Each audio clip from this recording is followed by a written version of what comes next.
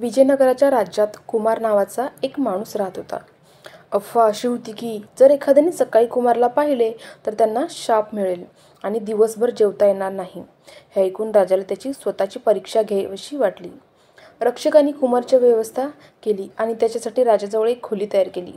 दुसऱ्या दिवशी सकाळी राजा कुमारच्या खोलीत गेला, जेणेकरून त्याने प्रथम त्याच्याकडे पाहिले आणि या अफवेची चाचणी घेतली. त्याचं असं झालं की दुपारच्या जेवणाच्या वेळी राजाला त्याच्या जेवणात एक माशी दिसली आणि स्वयंपाकवाल्याला ताट काढून घेऊन नवीन जेवण तयार करायला सांगितले.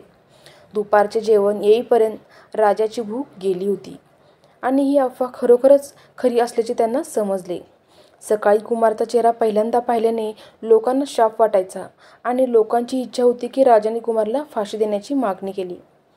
व्यथित झालेली कुमारची पत्नी तेनालीरामकडे मदतीसाठी जाते, कारण तिला तिचा नवरा गमवायचा नाही.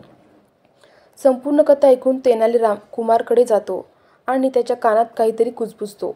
त्याला फाशी देण्याच्या आधी त्याच दिवशी रक्षक कुमारला विचारतात की त्याची काही शेवटची इच्छा आहे का.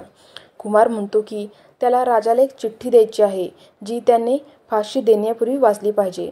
पहारेकरी ही चिठ्ठी राजापर्यंत पोहोचवतात. त्या चिठ्ठीत तेनालीरामने कुजबुजले होते ते शब्द होते. कुमारचा चेहरा पाहिल्यास भूक जाते. मग जो माणूस सकाळी राजाचा चेहरा पाहतो त्याला आपला जीव गमवावा लागतो. त्यामुळे अधिक शापित कोण, कुमार की राजा?